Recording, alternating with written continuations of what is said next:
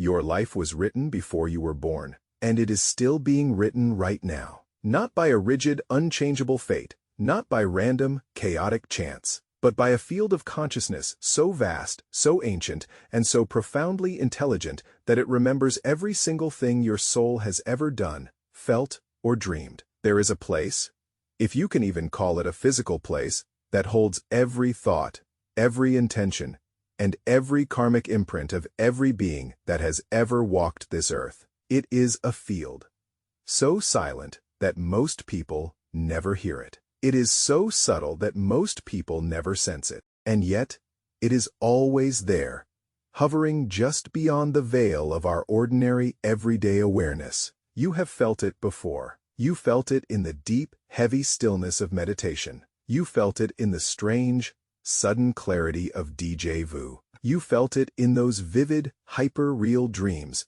that somehow felt more true than your waking life. The ancients called it Akasha.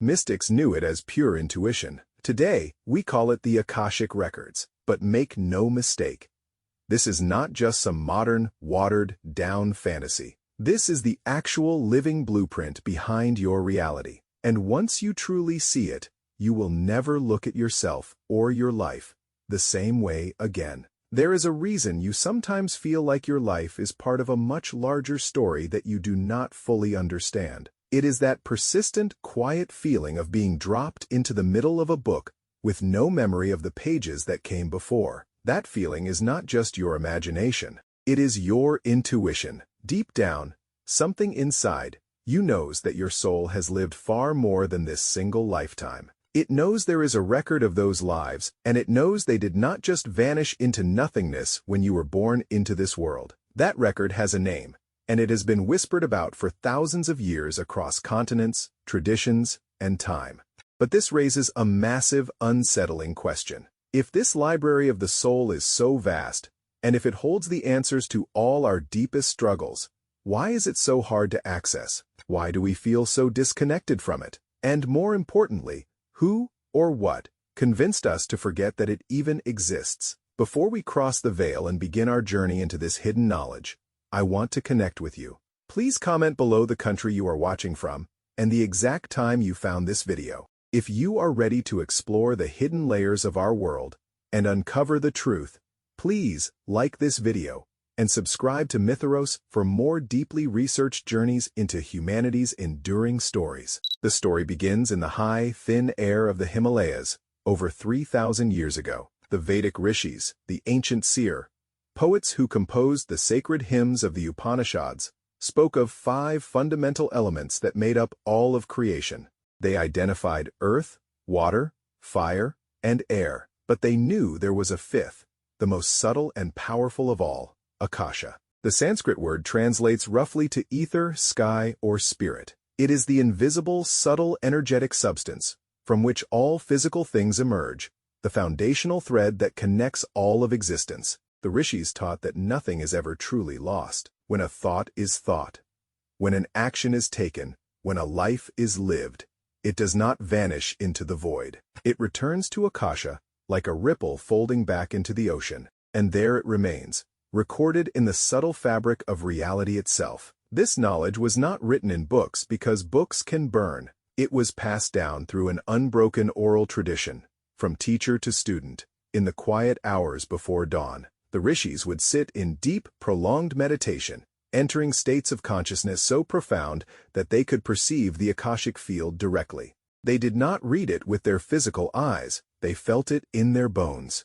They saw it in visions of light and sound. And what they saw changed everything they understood about time, about memory, and about the eternal nature of the soul itself. They realized that the universe is not a collection of dead, separate objects. It is a living, breathing organism, and Akasha is its memory. Centuries later, in the sun-baked deserts of ancient Egypt, the priests of Thoth guarded a different version of the exact same truth. They spoke of the Hall of Records, a sacred hidden chamber where the wisdom of the gods was preserved. Some said it was a physical place, buried deep beneath the sands of the Giza Plateau, protected by ancient curses and complex riddles. Others said it existed in a dimension beyond the physical, accessible only to those who had purified their hearts and minds through rigorous initiation.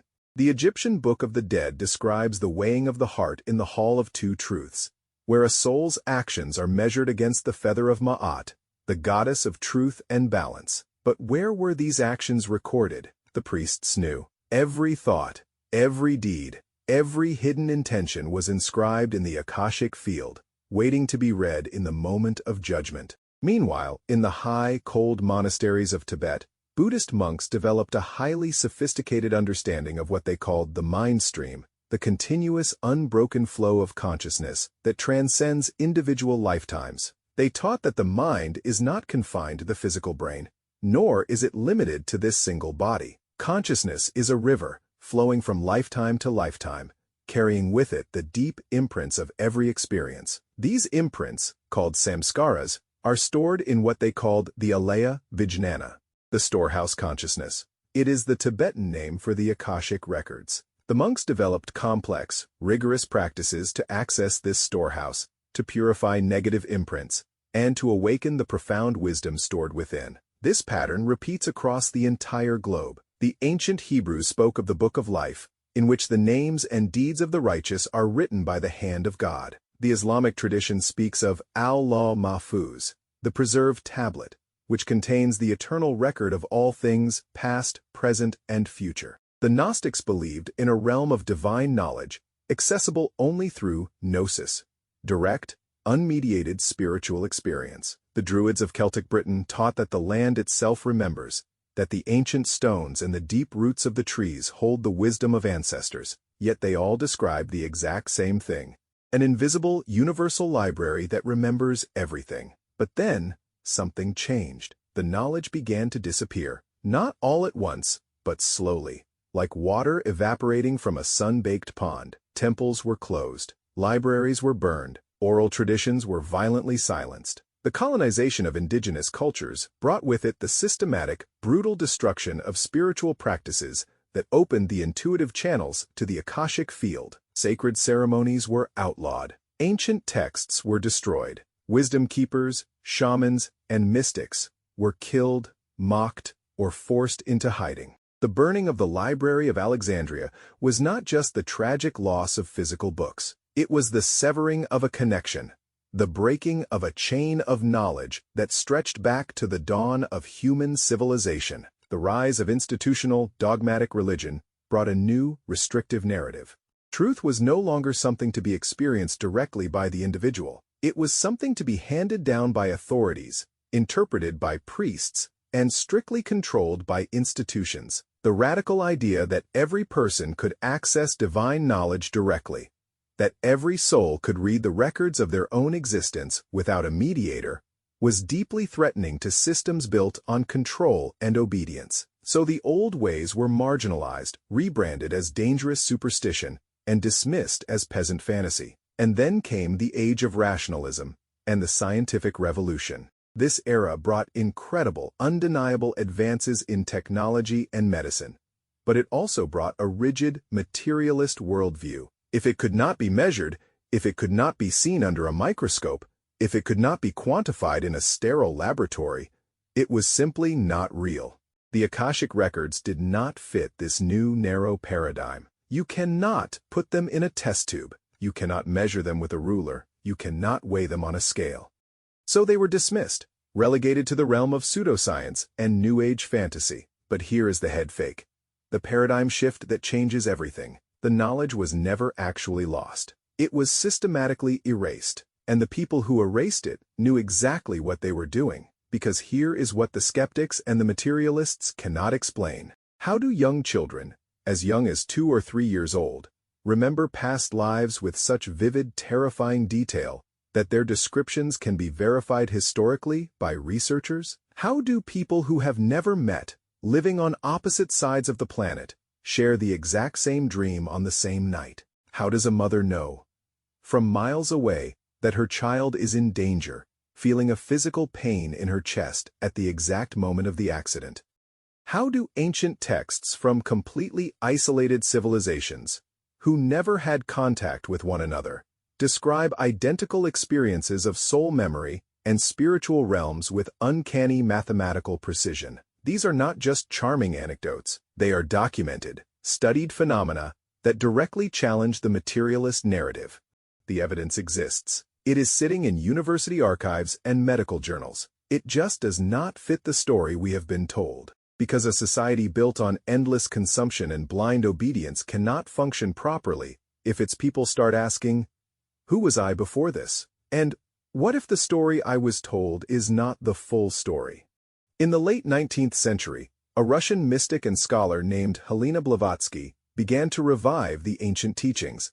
She spoke of the Akashic Records extensively in her seminal work, The Secret Doctrine, describing them as a universal memory field that transcends time and space.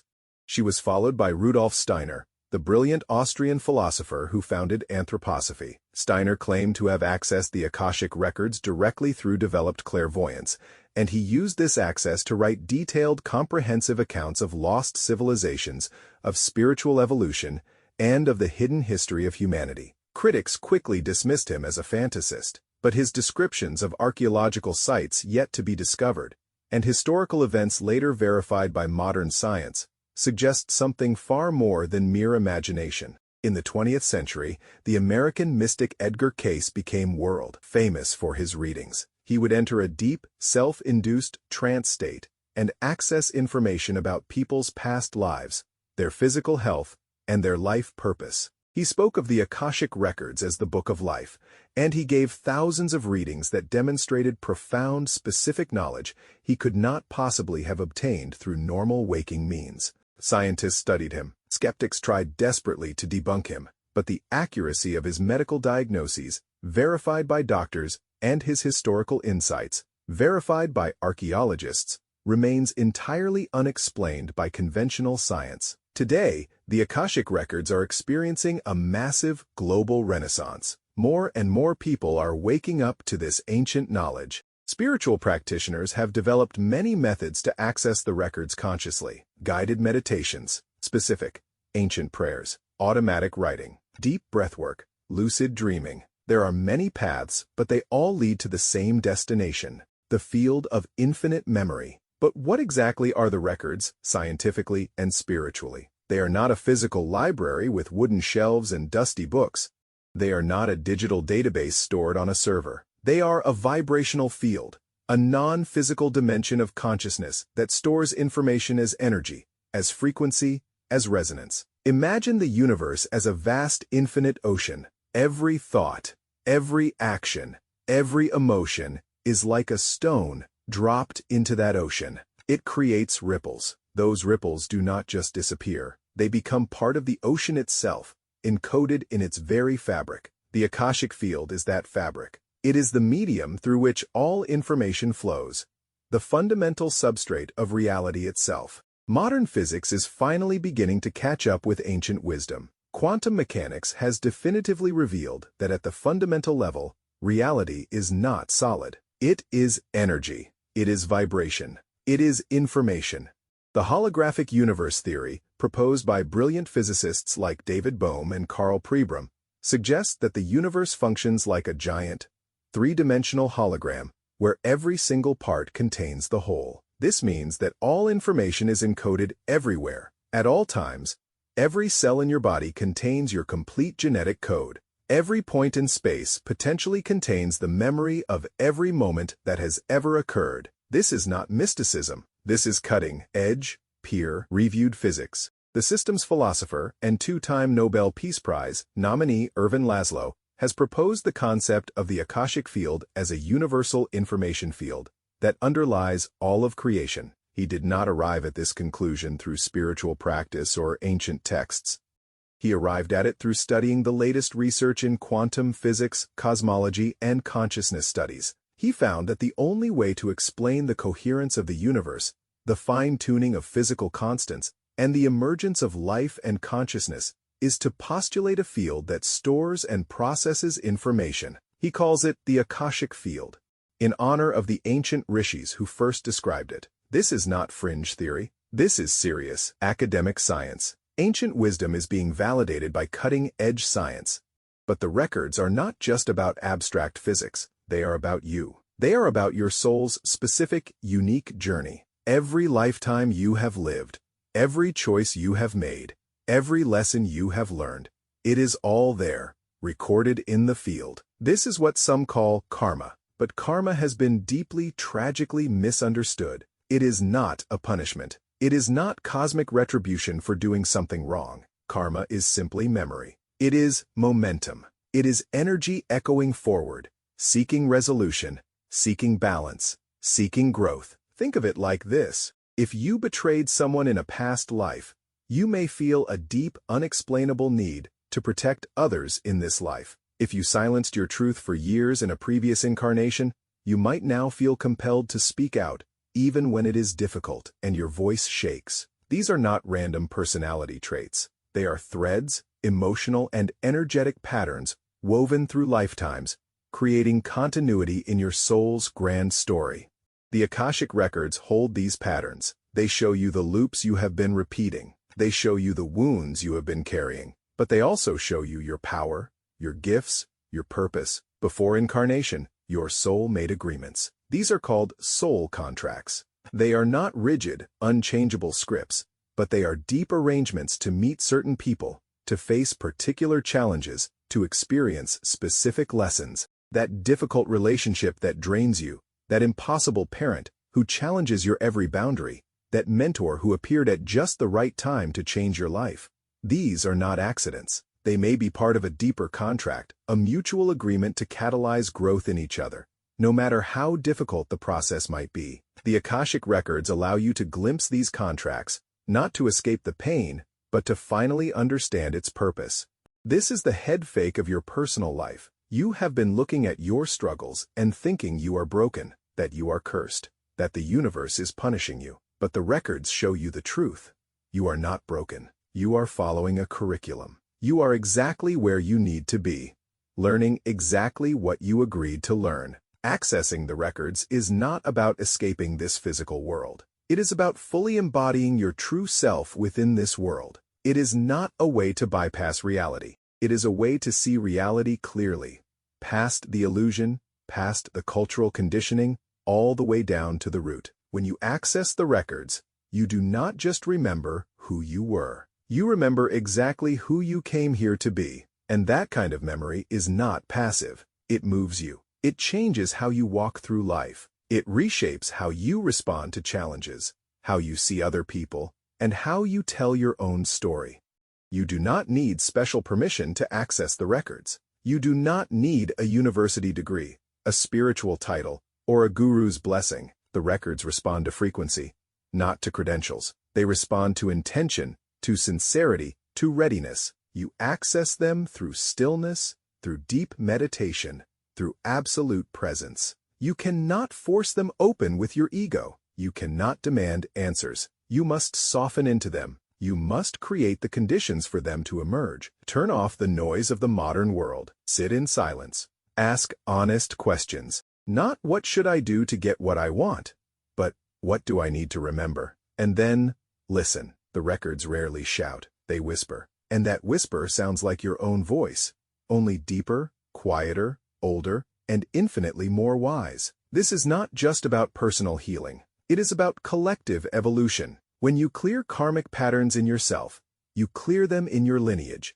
You break cycles of trauma, fear, and limitation that stretch back generations. You become the hinge between the painful past and the possible future. They lose their grip because fewer people are feeding them with their fear. More people are waking up. More people are remembering. More people are living from soul, not from fear. Your awakening is not just for you. It is a ripple effect that changes the entire world. The Akashic Records are not far away. They are not locked behind esoteric rituals or hidden in distant, forgotten temples. They are within you. They are encoded in your consciousness, waiting to be remembered. Your story is not finished. Your patterns are not final. Your soul is not broken. You are the author. You always have been. And the next chapter is waiting for you to write it from a place of full remembrance, full sovereignty, and full truth. If this journey resonated with you, if you felt the echo of that ancient wisdom and recognized the threshold within yourself, please comment below, I remembered. Please subscribe to Mythoros to continue walking this path with us, and I will see you in the next video.